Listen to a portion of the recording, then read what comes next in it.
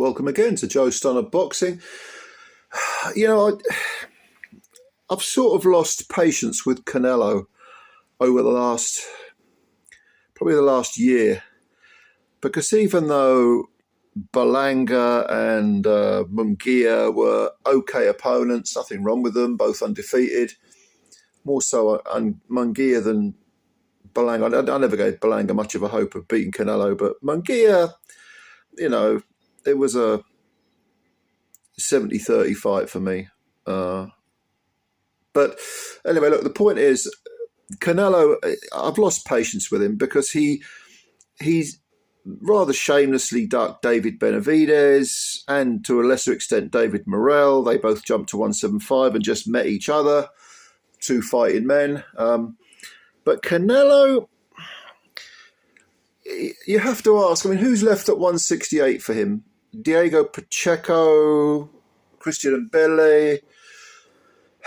But apart from that, I don't really care if someone ducks people, but I do care when they're holding on to those belts, because it really pisses me off that someone who is walking around calling themselves as a world champ, especially in Canelo's case, which is, he still insists that he's more or less undisputed and he is considered to be the sort of de facto best at 168. He's not really been fighting anyone. Now, the last sort of vestiges of patience I had for Canelo disappeared today, probably, because a few days ago it was announced that he would fight Terence Crawford in what was essentially a gimmick fight, a money grab. Crawford jumping up 2 weight divisions. He's only fought at 154 once. Didn't look particularly good against Israel Madrimov. And he's jumping up 2 weight divisions. He's a massive name. He's a brilliant fighter, Terence Crawford, jumping up 2 weight divisions to fight a long-established 168-pound undisputed or unified, or however you want to phrase, however you want to slice and dice it. Canelo is considered the best in the division, but Crawford said, I'm in my late 30s. Canelo is now in his mid-30s. I'll jump up and fight him. What the hell? And I thought, I don't like catchweights, not in this day and age. In the old days, it was more bearable because, just off the top of my head, if you took someone like Sugar Ray Robinson, who was a 5-time middleweight champion, he was a very small middleweight. He could have made 154 if 154 existed. It sort of on and off did exist, but it didn't have any sort of, didn't carry any sort of weight really. It was welterweights and middleweights. So you'd get middleweights like Carmen Basilio would jump up and fight him, and but nowadays catchweights are very different because of nutrition and size, and some of the ways that they make weight. This is certainly true of Canelo. Are suspicious. I'm skeptical of, for example, how Canelo has gone to 168 and become suddenly much bigger and more powerful and maintained his speed and his stamina and so on. There are suspicions, not just with Canelo, but with a lot of fighters, as you know. But okay, at least you could have said, well, Crawford is a brilliant fighter, so Canelo versus Crawford, I didn't really care about it. But at least it's a proper fight between two very, very talented men. Now, today it was announced that that's off, even though it was only, I think, supposedly signed a few days ago, 2-3 days ago, maybe the start of the week. What are we in now? Thursday? Okay. It's off. And I thought, oh, okay. But you've got to ask, why is it off? Which brings us to my fuel tank of patience where it comes to Canelo currently being on 0. If it's true, apparently that fight's been kicked into touch because Canelo can make more money fighting Jake Paul. Now, the matchup itself is so absolutely farcical. Even though Paul is a much bigger man, it's so ludicrous that it barely bears thinking about. If Canelo versus Crawford was a cash grab, at least it was between two very, very talented fighters. Two, you could say, were two in the top 5 of the world, top 10 of the world, whatever you wanted to say. Two great fighters, they're both going to the Hall of Fame. Canelo against Jake Paul, a YouTuber, a sort of pseudo-boxer or quasi-boxer who was last seen, carrying a 58-year-old Mike Tyson, that repulsive scene of a once great heavyweight being essentially propped up or gone easy on against a guy who would not have lasted a minute had he been around and fought Tyson in his prime. Suddenly he's fighting Canelo. Now, of course, why is he going to fight him? Because it is it's going to be a colossal, an Everest-sized mountain of cash for both fighters. And look, it's a generational thing, I know, but I have still, to this day, I have absolutely no idea why Jake Paul retains such commercial value.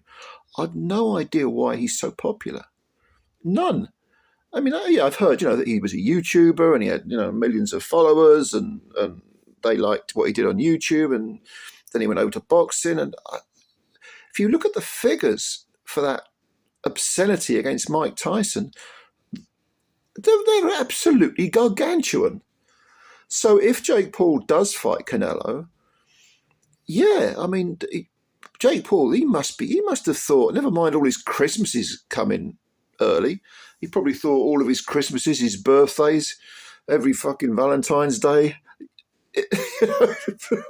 every bunk up he's ever had has all come at once.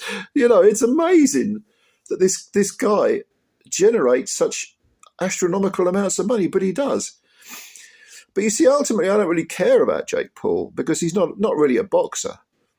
He boxes, but he's not really a boxer. He has some very low-level skills, but, he knows the basics. But what I'm concerned about is real boxing. And the idea that Canelo Alvarez, who has made tens of millions of dollars over the years, can even entertain the idea of taking on a guy of that level means that, to me, sorry, Canelo, but as suspicious as I've been about you throughout your whole career, with, your weight draining and your Canelo weights and all that to start with, and then the failed PED test. After all that, I've always sort of tried to give you the benefit of the doubt. But if this goes ahead, and I know it's a massive money fight and so on and so forth, but if it goes ahead, when you are a belt holder, does he still hold all 4 belts, or has the IBF been taken off him? Whatever the case, you are supposed to be a world champion, right? And you should be fighting your contenders, Pacheco and Bele.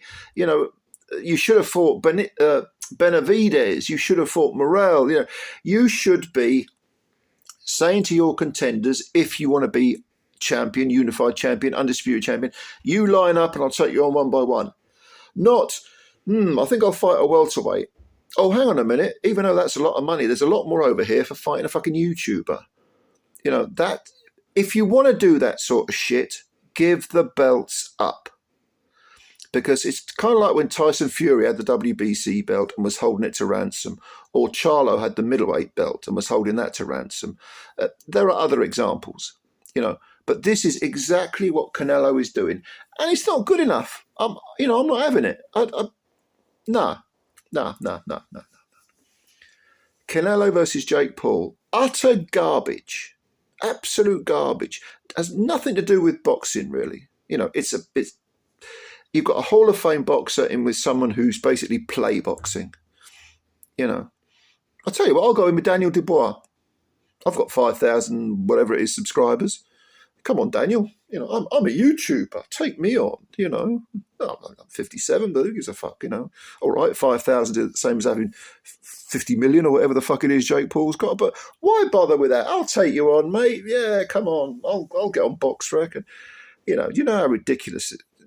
Why is that any more ridiculous than Jake Paul fighting?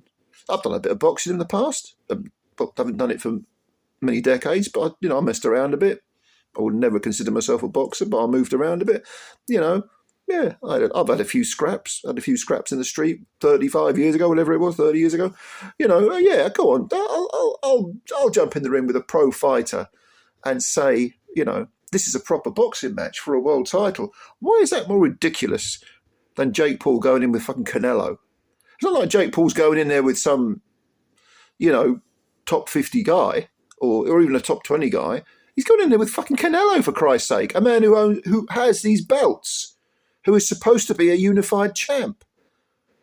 It's the most... I've had enough of this shit, you know what I mean? And I've had enough of Canelo, to be honest. Either piss or get off the pot.